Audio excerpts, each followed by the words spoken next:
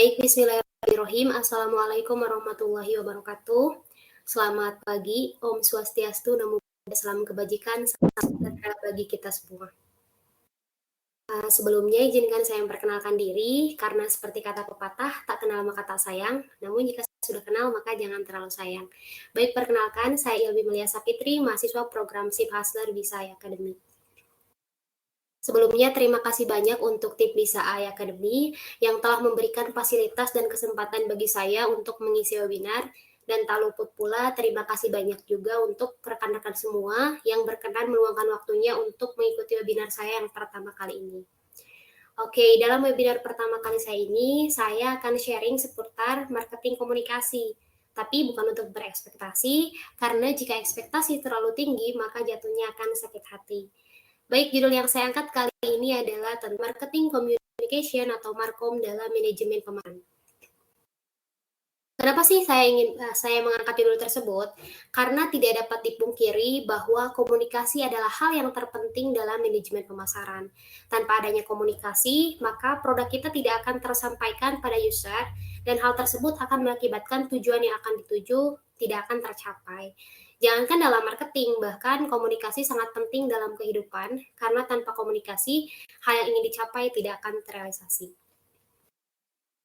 Baik, yang akan dibahas kali ini adalah pengertian, tujuan, manfaat, kelebihan dan kekurangan, tools, tahapan, dan studi kasus dari Markom.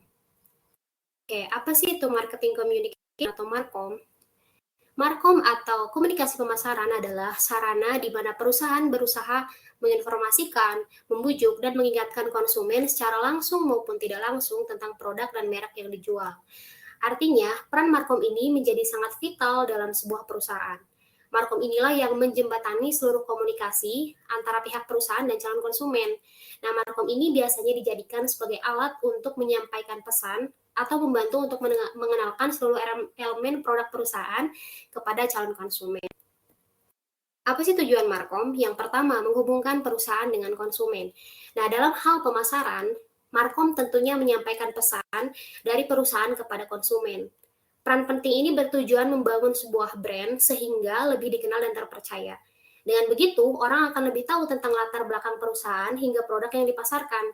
Pesan yang disampaikan oleh Markom bisa dalam banyak bentuk. Mereka bisa menjalin komunikasi dengan awak media untuk memberikan pemberitaan sehingga orang bisa mencarinya sendiri. Bisa juga melakukan kontak langsung dengan konsumen melalui media sosial, newsletter, atau aktivitas perusahaan. Kedua yaitu membangun citra brand. Nah, branding tidak dibangun dalam waktu singkat. Karena itu, salah satu tugas dari Markom adalah membangun citra yang tepat untuk sebuah perusahaan. Segala hal tentang tampilan produk, bahasa yang dipakai, hingga penentuan harga menjadi elemen dalam pemasaran. Oleh karena itu, Markom harus menaruh posisi yang tepat dalam citra perusahaan. Lalu selanjutnya yaitu manfaat dari Markom. Yang pertama, membangun dan memelihara hubungan. Untuk memiliki hubungan yang efektif dan jangka panjang dengan para calon konsumen, perlu adanya keterampilan interpersonal yang baik. Penting untuk menciptakan hubungan emosional dengan klien dan membuat calon pelanggan atau pelanggan potensial merasa dihargai serta nyaman saat memberitahu mereka tentang barang dan jasa kita. Lalu yang kedua yaitu memfasilitasi inovasi saat pemasaran. Nah, inovasi adalah salah satu elemen terpenting dari Markom. Untuk memasarkan barang dan jasa lebih baik dari pesaingnya, Markom hadir sebagai hal untuk meningkatkan kreativitas.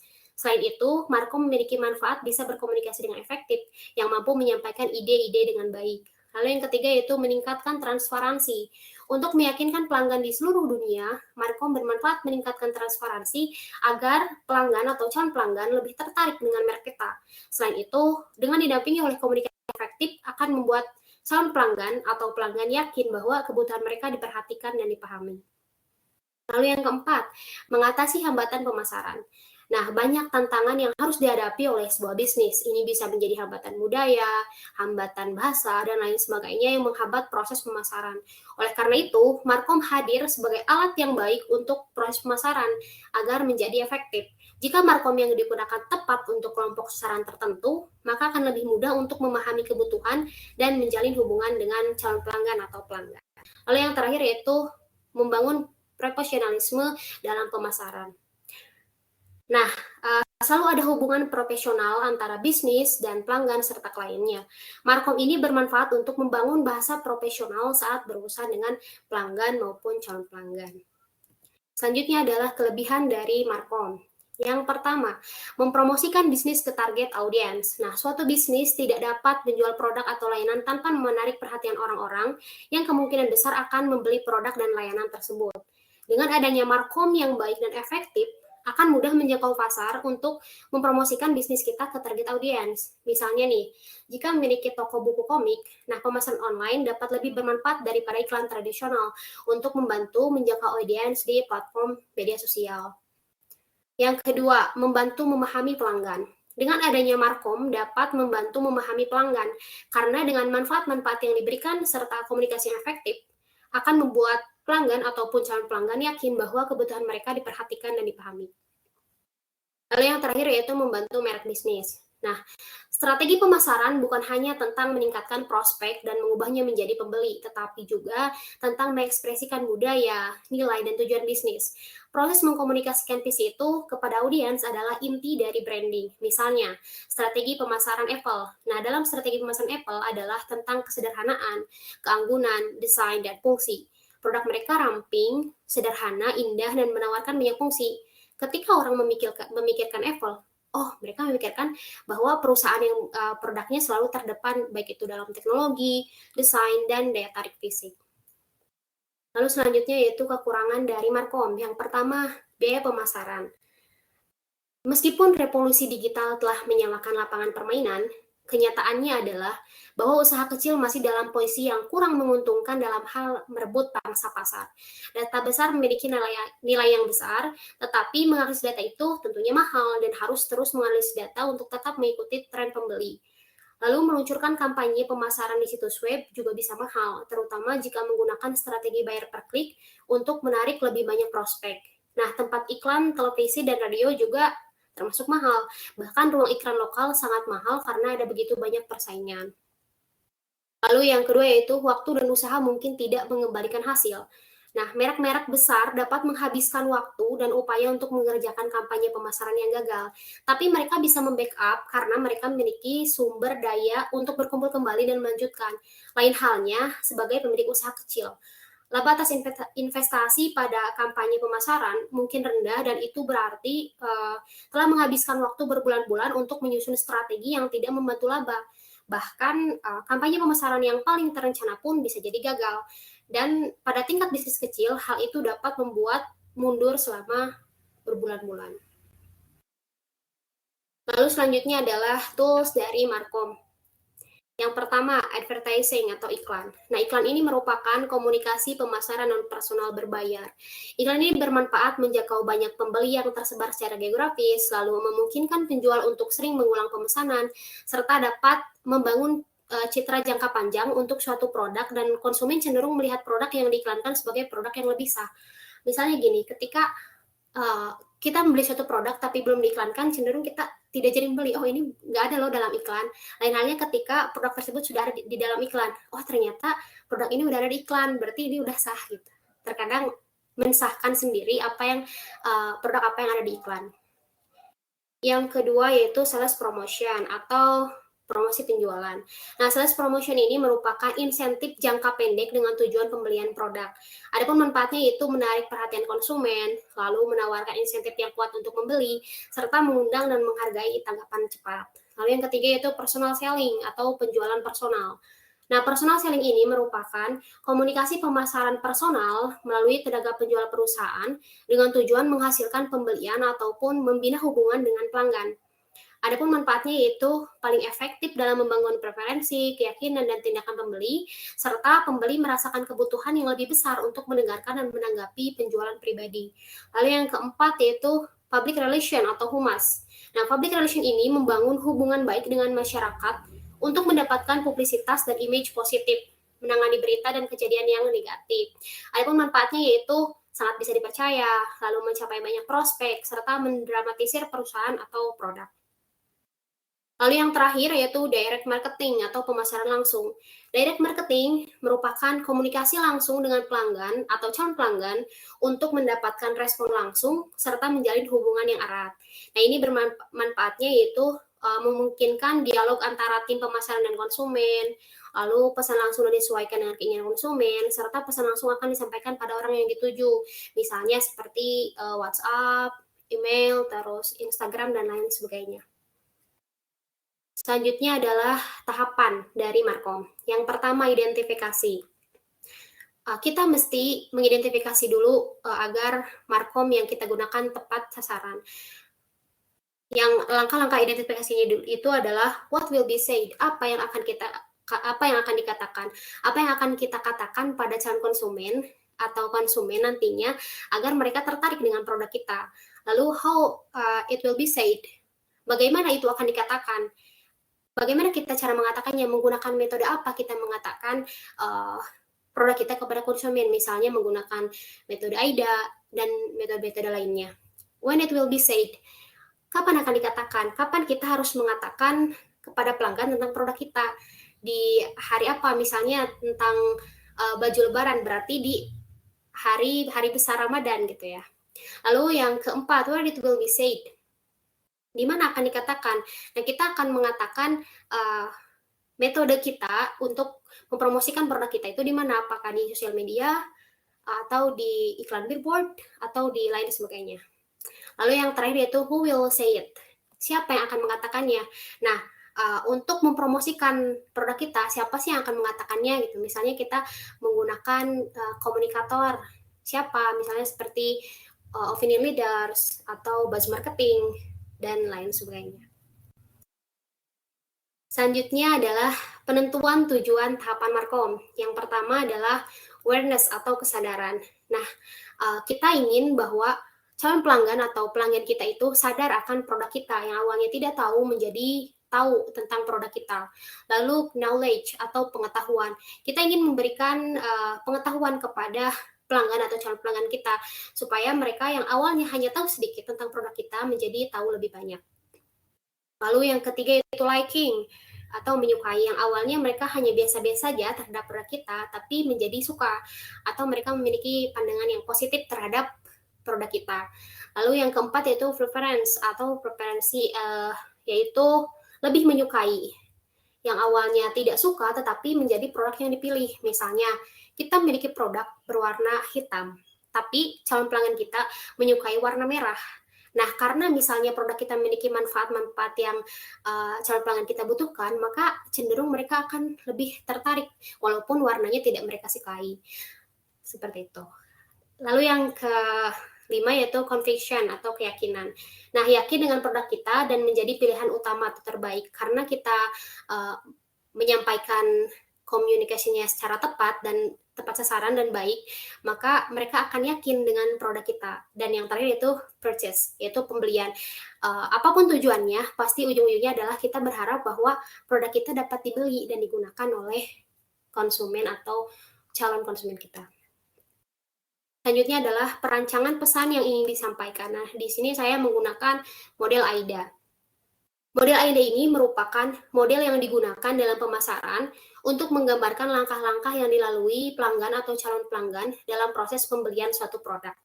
Nah, ini adalah singkatan dari attention, interest, desire, dan action. Yang pertama itu attention atau perhatian. Nah, saat membuat pesan iklan yang akan ditampilkan kepada calon konsumen atau konsumen, pemasaran harus dibuat menarik perhatian. Tujuannya supaya merek lebih dikenal oleh calon pelanggan atau pelanggan, atau terjadinya brand awareness. Biasanya konten yang menarik berisi pesan yang kontradiktif, provokatif, dan inovatif. Contohnya headline-nya yang menarik perhatian, lalu tata letak konten yang tepat, atau gambarnya yang menarik. Lalu yang kedua yaitu interest atau minat. Sasaran periklanan dalam fase kedua ini tercapai apabila pelanggan atau calon pelanggan terlibat aktif dengan iklan melalui ketertarikan dengan produk atau layanan yang ditawarkan. Nah, melalui fase kedua dalam AIDA ini, perlu menganalisis untuk mengetahui siapa sasaran target iklan, lalu apa yang penting bagi mereka, apa kebutuhan mereka, serta solusi apa yang dapat bisa ditawarkan melalui produk atau layanan tersebut. Lalu yang ketiga yaitu desire atau keinginan. Nah, dalam ini perlu dijelaskan bahwa produk dapat menyelesaikan permasalahan calon pelanggan atau pelanggan kita. Lalu tampilkan testimonial dari pelanggan. Lalu tunjukkan manfaat produk kita, apa saja manfaat-manfaatnya. Lalu yang terakhir yaitu action atau tindakan. Nah, bila pengiklanan telah berhasil menimbulkan minat dari calon pelanggan, maka langkah terakhir dalam pengaplikasian model AIDA ini harus berujung pada sebuah tindakan yang mampu menggerakkan calon pelanggan atau pelanggan melakukan pemesanan dan transaksi produk.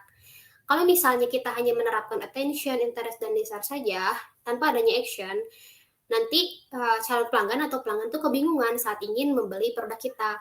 Misalnya mereka tertarik nih dengan produk kita, tapi karena tidak adanya action, maka mereka tentunya pasti akan berpindah ke produk lain karena mereka akan bingung harus bagaimana cara kita memesannya.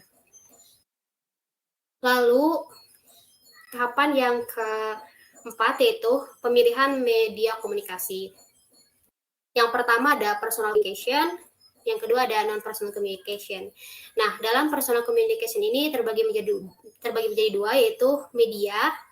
Media itu seperti tatap muka, telepon, email, dan lain sebagainya. Sedangkan untuk saluran komunikasi itu, yang pertama ada word of mouth atau getok tular. Nah, ini merupakan komunikasi berantai yang beredar dengan sendirinya di suatu komunitas tertentu. Nah, komunikasi pribadi tentang suatu produk antara pembeli sasaran dan tetangga, teman, anggota keluarga, dan rekanan. Misalnya, saya membeli suatu produk, terus saya suka dengan produk itu, saya ceritakan kepada teman saya. Setelah itu, teman saya menceritakan kembali kepada keluarganya, misalnya, atau temannya, atau rekannya. Lalu yang kedua yaitu opinion leaders. Nah, opinion leaders ini adalah orang-orang dalam kelompok referensi yang memiliki keterampilan khusus, pengetahuan, kepribadian, atau karakteristik lainnya dan memberikan pengaruh sosial pada orang lain. Dan yang terakhir yaitu buzz marketing. Nah, buzz marketing ini melibatkan pengembangan opinion leaders dan membuat mereka menyebarkan informasi tentang produk atau layanan kepada orang lain di komunitas mereka. Sedangkan untuk non-personal communication, yaitu yang pertama ada major media. Ini meliputi seperti media cetak. Lalu untuk yang kedua yaitu atmosfer. Nah, atmosfer ini adalah lingkungan yang dirancang yang menciptakan atau memperkuat kecenderungan pembeli untuk membeli suatu produk. Dan yang terakhir yaitu event. Event ini adalah kejadian yang dipentaskan yang mengkomunikasikan pesan kepada halayak sasaran. Misalnya seperti press conference, grand openings, exhibit, public tour, dan lain sebagainya. Lalu tahapan yang terakhir yaitu pemilihan penyampaian pesan. Nah, dampak pesan pada halayak sasaran dipengaruhi oleh bagaimana halayak memandang komunikator.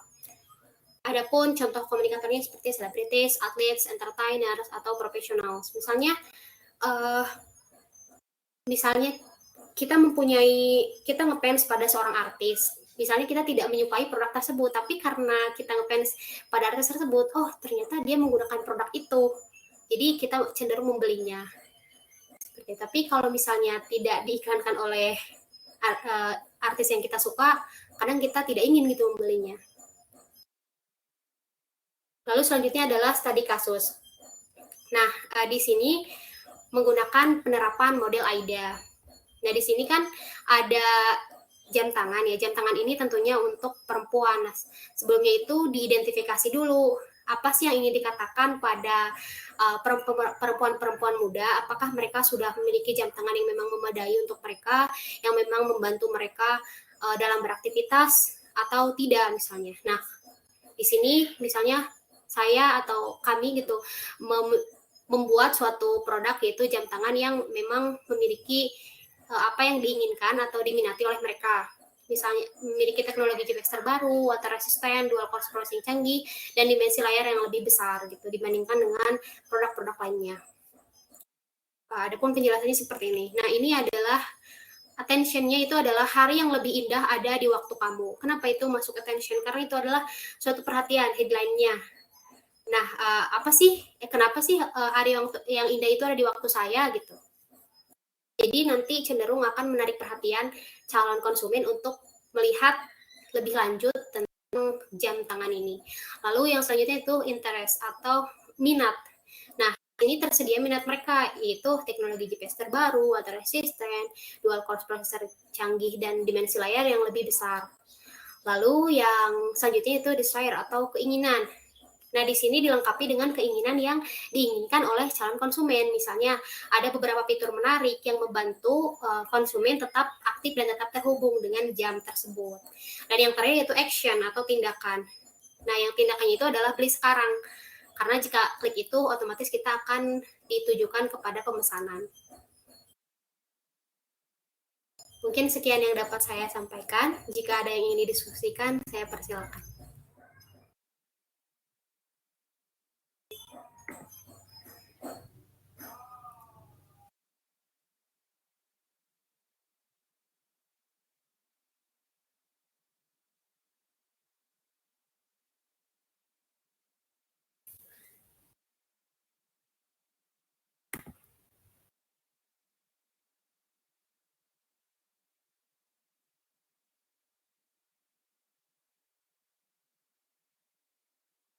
Baik, ada pertanyaan dari Kak Didik ya. Apabila kita membangun citra brand, lalu terjadi suatu permasalahan, permasalahan hambatan, bagaimana solusinya? Baik, sebelumnya terima kasih telah bertanya. Mungkin kita akan share screen lagi ya di sini. Nah, tadi mungkin ditanyakan itu adalah perihal ini ya, bagaimana jika terjadi hambatan. Nah, dalam suatu hal, dalam segala hal, termasuk dalam bisnis dan membangun citra brand itu, pasti tidak akan jauh dari yang namanya hambatan. Nah, saya telah jelaskan bahwa manfaat dari Markom ini salah satunya mengatasi hambatan perusahaan gitu. Nah, untuk bagaimana sih jika misalnya kita sudah melakukan apa yang tahapan dari Markom tapi tetap mengalami hambatan. Nah, untuk itu, untuk bisa solusi dari hambatan tersebut, kita harus kembali lagi kepada tahapan.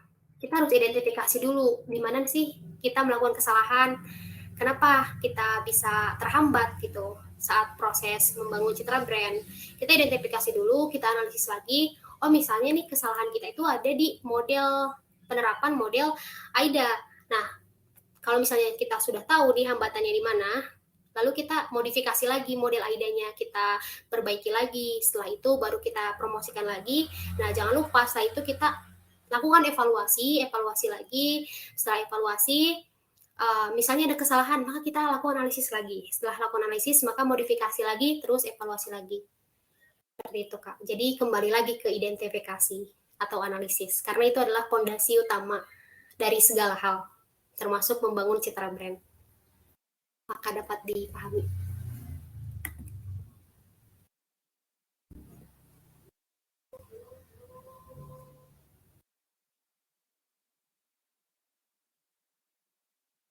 Apakah dapat dipahami, Kak Didik? Atau mungkin ada yang atau ada tanggapan lain?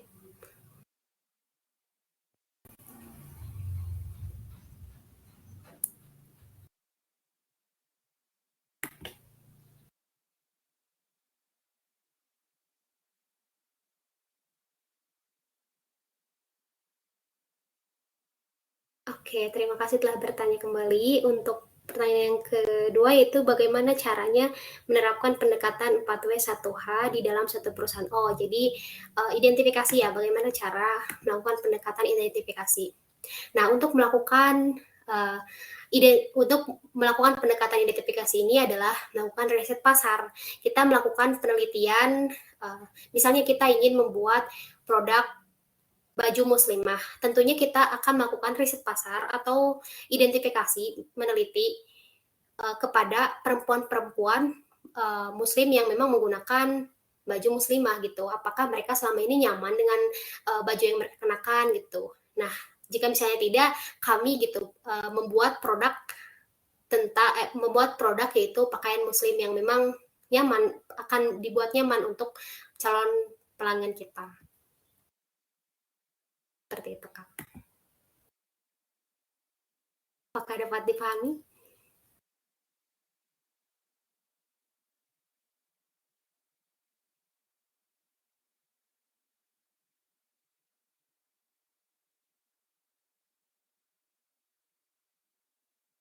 Oke, lalu apabila dilihat dari era digital saat ini, bagaimana caranya melakukan riset pasar secara digital? Nah, karena sekarang ini serba online ya, berarti pendekatan identifikasi yang dilakukan adalah penyebaran kuesioner. Yaitu misalnya nih, saya dari project Siakad, saya misalnya ingin mengembangkan bisnis atau memasarkan Siakad.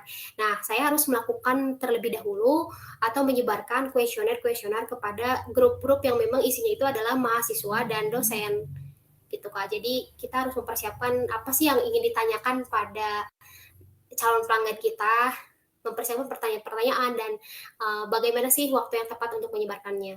Dan di mana kita harus menyebarkannya, contohnya di Telegram, di WhatsApp, yang tentunya di sana terlibat mahasiswa dan dosen. Seperti itu Kak, apakah dapat dipahami?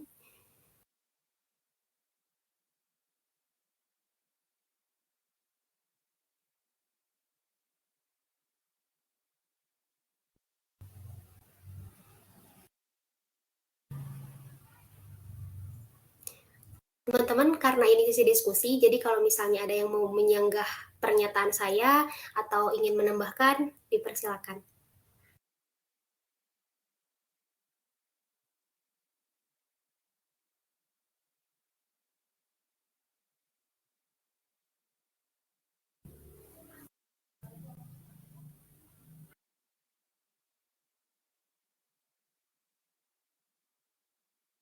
Baik Kak, terima kasih kembali.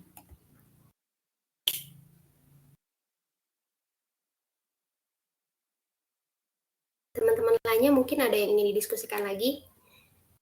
Atau ada yang kurang jelas dari pemaparan saya?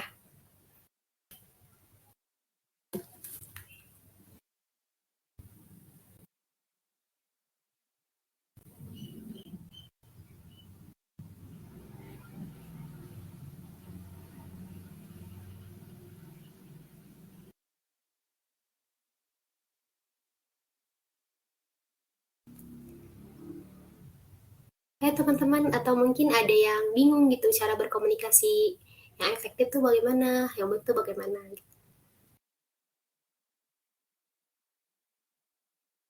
Biar tidak terjadi kesalahpahaman antara kita dengan orang yang ingin kita berkomunikasi.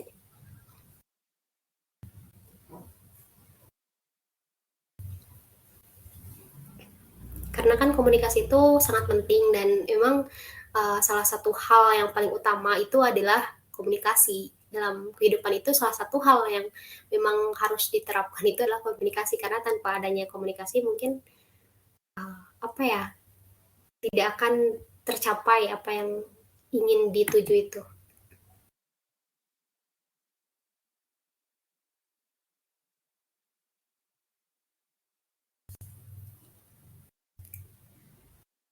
Mengenai komunikasi yang baik dan efektif itu ya tentunya apa yang saya jelaskan tadi perlu diterapkan agar karena ini tentang manajemen pemasaran ya, jadi kita kembali lagi ke komunikasi manajemen pemasaran. Agar kita berkomunikasi dengan baik dan efektif, kita mesti kembali lagi pada identifikasi, kembali lagi pada analisis bagaimana cara dan waktu yang tepat agar kita dapat berkomunikasi dengan baik dan calon pelanggan kita atau si penerima itu dapat menerima dengan baik dan merespon dengan baik apa yang kita sampaikan. Lalu tentunya kita harus memberikan, misalnya kita bertujuan untuk semua ini ya, salah satunya misalnya awareness. Kita harus membuat pernyataan agar mereka sadar misalnya tentang produk kita. Mereka sadar tentang apa yang kita jelaskan. Terus mereka juga jadi uh, mengetahui yang awalnya mereka tidak mengetahui nih produk kita itu apa sih gitu, tentang apa. Kok ada yang kayak gini misalnya gitu ya. Nah, karena kita kasih tuh, tapi dengan kata-kata yang bisa menyentuh mereka gitu dan bisa membuat mereka lebih tertarik pada produk kita. Jadi sebisa mungkin berusaha melatih diri untuk bisa berkomunikasi dengan baik dan efektif. Mulai dari awalnya itu adalah membaca, berusaha untuk membaca hal-hal yang memang seharusnya dibaca gitu, yang penting-penting. ambil benang merahnya dari sana agar kita dapat ingat, oh harusnya itu seperti ini, misalnya berkomunikasi yang baik itu harusnya seperti ini. Dan jangan sampai ada kata-kata yang mungkin menyinggung. Karena takutnya misalnya kata-kata kita sudah baik di awal, tapi kalau misalnya akhirnya ada kata-kata yang menyinggung, ntar pelanggan juga, ah tidak mau, kok seperti itu ya, gitu. Nanti bisa berpindah ke lain hati. Oke, ada yang ingin didiskusikan lagi?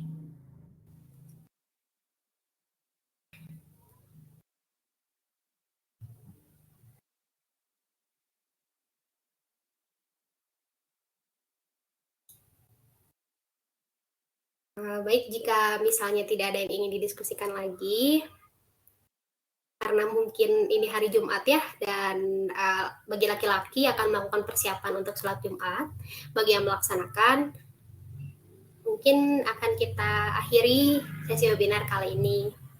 Nah, karena kita kan tadi sudah kenalan di awal ya, terima kasih ya telah berbagi sayang hari ini. Namun ingat, jangan terlalu sayang karena sesi webinar telah diakhiri. Semoga kita tetap terjalin komunikasi agar relasi tetap terhubung dengan lebih lagi. Oke, sekian yang dapat saya sampaikan. Mohon maaf bila terdapat banyak kesalahan.